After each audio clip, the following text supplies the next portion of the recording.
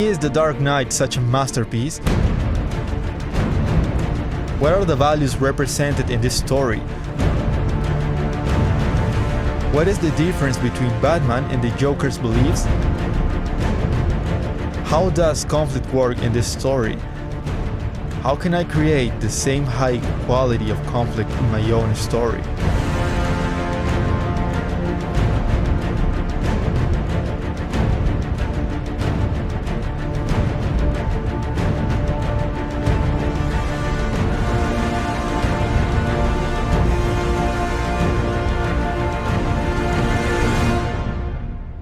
Ladies and gentlemen, in this video we will analyze the characters and conflict in The Dark Knight so that you can apply this knowledge to your own story. Hey, I'm Marcelo Uceda, and I believe in a world where we are more conscious about the things we must improve, we know how to, and we do it.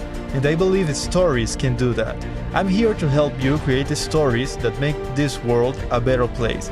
If you're new here, please make sure you click the subscribe button so our vision can go to the infinite and beyond. Let's define the elements we need to create conflict. The elements of the character base. Core belief, what a character believes is worth living and fighting for, their ultimate guiding principle. False belief, this is the misconception the character holds, which they must change to become a complete character. It dictates how the character will attempt to fulfill their core belief. Want, the fusion of the core belief and the false belief, it represents the external goal the character pursues.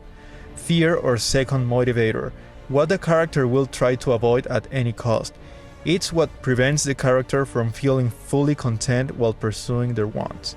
Comfort zone, the mental or physical place in which there is no much at stake, where he or she feels safe. New belief, the belief the character acquires when the false belief is challenged and the character realizes that that is not the right way of pursuing the core belief. And the three levels of conflict. External conflict, the obstacles the character faces in the external world as he or she pursues their wants. Internal conflict, the internal choices and decisions the character confronts when external events directly impact the character's wants, fears, comfort zones, etc. Belief conflict, the conflict between characters' beliefs involving the clash of moral values and worldviews. It is the way in which the writer influences our own beliefs. Batman, his core belief to protect and inspire Gotham to act by the law, so the day will come when Gotham no longer needs Batman. This belief guides every action. This is why he works with Gordon and seeks someone like Harvey to take the lead.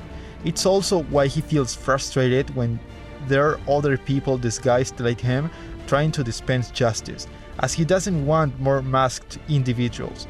He wants to inspire people to intrinsically respect the law, making everyone safer. False belief. He was naive in two ways. He believed that Batman can endure anything and doesn't need help, that he has no limits. He also didn't pay attention to the Joker, thinking that he was just a man, another common criminal. He also does everything in a way that directly inspires people and makes them kind of love him. This is evident in the first scenes when he confronts the drug dealers and those who dress like Batman, telling them he doesn't need help. He later tells Alfred implicitly that Batman has no limits. He also prioritizes capturing the mob over dealing with the Joker. Scenes later, he expresses, "Criminals aren't complicated, Alfred. We just need to figure out what he's after." Alfred wisely replies, "With respect, Master Wayne, perhaps this is a man you don't fully understand either, because some men aren't looking for anything logical like money. They can't be bought, bullied, reasoned or negotiated with. Some men just want to watch the world burn." This is also the reason why he considers giving up and revealing his identity, because he may have to accept that to truly protect Gotham, he might have to bear the burden of the murders committed in his name, even if people hate him. Want to stop the mob, help Harvey with his campaign, protect him as the symbol of hope Batman can never be, and protect Gotham's people, among other things. Fear or second motivator, having a normal life with Rachel. Comfort zone, when everyone was very inspired by him, applauding him. This changes when the Joker starts killing people in his name, and Gotham turns its back on him. New belief, to endure, but in a different way. As he said, "People are dying, Alfred. What would you have me do?" As Alfred says, "Endure, Master Wayne. Take it. They'll hate you for it, but that's the point of Batman. He can make the choice that no one else can make. The right choice." The Joker. His core belief? He believes in chaos. He believes that chaos is fair and that the only sensible way to live is without rules.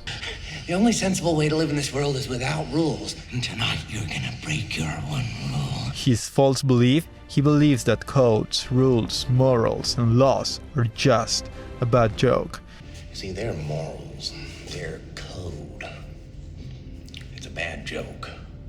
He thinks that people are inherently crazy on the inside and will turn on each other at the first sign of trouble. This belief is proven partially correct as he manages to corrupt Harvey and force Batman into morally difficult situations. However, he fails to blow up the ships. As Batman points out, the city just showed you that it's full of people ready to believe in good. He wants to create chaos by unmasking Batman, demonstrating how people react when pushed to the edge, for example when he puts bombs on the ships, and manipulating others like Harvey. Harvey Dent. His core belief? He believed in justice. His not false belief. Here I'm gonna just put not false belief because I'm a fucking idealist and I don't think it's a false belief completely. He believed that justice could be achieved by respecting the law and also believed in what Batman stood for, a chosen one who could protect the city in times of turmoil. New belief? After Rachel's death and the Joker's corruption, his new belief is as he tells Batman, "You thought we could be decent men in an indecent time, but you were wrong. The world is cruel, and the only morality in a cruel world is chance." This is why he tried to kill Gordon's son, holding Gordon responsible for Rachel's demise. He thinks now that is real justice. The coin he uses, which had both heads before the explosion, became scarred on one side, symbolizing his reliance on chance. Now let's see how each type of conflict works within some scenes. I am just going to use Batman's perspective as he is the only one with a complete character base. The scene where the Joker captures, tortures, and kills a guy who was inspired by Batman, dressed like him in order to help. Are you the real Batman? No. No. No. Then why do you dress up like him? It's external because it's an obstacle in Batman's mission to keep Gotham safe. It's internal because the situation affects Batman due to his fear of others risking their lives using his name, and because the Joker acts in his name. This leaves Bruce feeling immense guilt and frustration. His belief conflict in the way that is an agent of chaos who is acting. When the Joker captures Harvey and Rachel, forcing Batman to choose.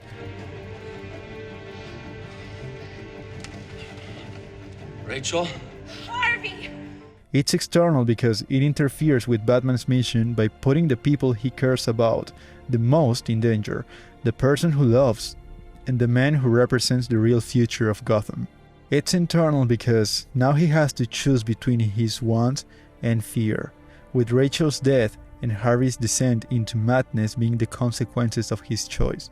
He experiences immense guilt, sadness, and depression. As he said, sitting in the darkness with a lost look, "Alfred, did I bring this on her? I was meant to inspire good, not madness, not death." Belief conflict, once again, chaos triumphs over justice and goodness. When the Joker manages to corrupt Harvey Dent and captures Gordon's family while attempting to kill Gordon's son. We have a winner. No, Jim, stop it!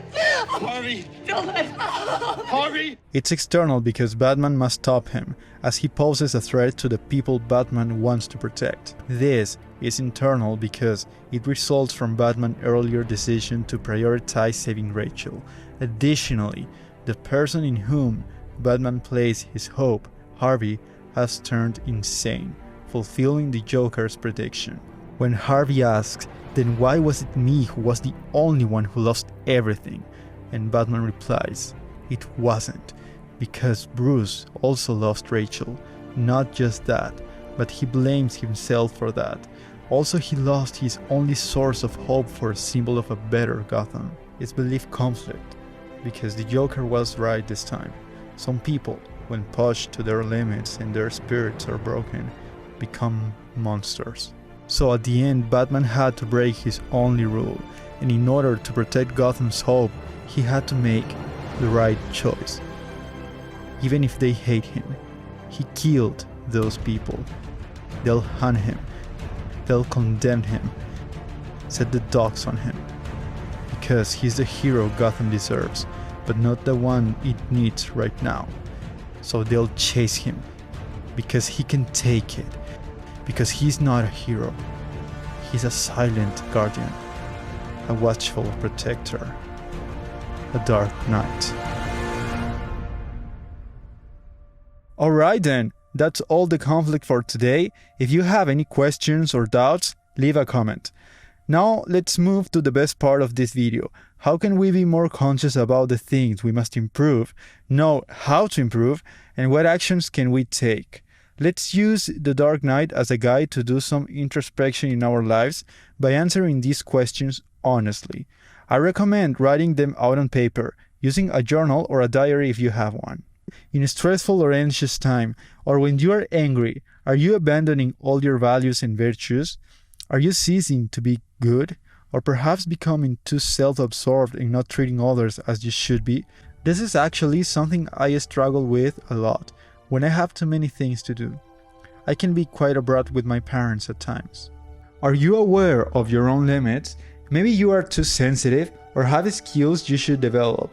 For example, I used to believe that I was highly intelligent, but then I realized it wasn't entirely accurate, which made me focus more on less things and want to improve my concentration and learning skills. And the last and most important one, which I'm taking from the first movie, when Batman said, "It is not who you are underneath, but what you do that defines you." Are you genuinely being a good human being? Are we genuinely being good human beings? Do our actions make the world a better place? Do we treat people with kindness and listen to our friends? We can start doing good today by, for example, opening the door to strangers whenever we can, even when it's challenging because we are in a rush. In those difficult moments, we reveal who we really are. Now it's your turn to apply all that's been said in this video to your story and your life as well. And before I say goodbye, I want to leave you with something. That when things are bad, even worse than ever, remember, the night is darkest just before the dawn. And I promise you, the dawn is coming. Okay, ladies and gentlemen, that's all for today. I hope you've enjoyed this video.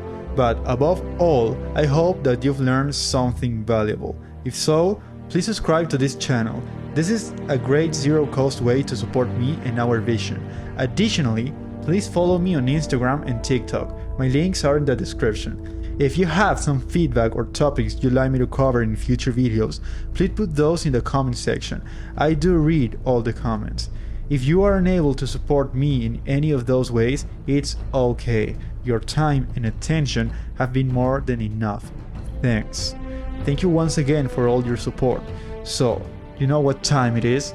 It's time to go out there and create a great story.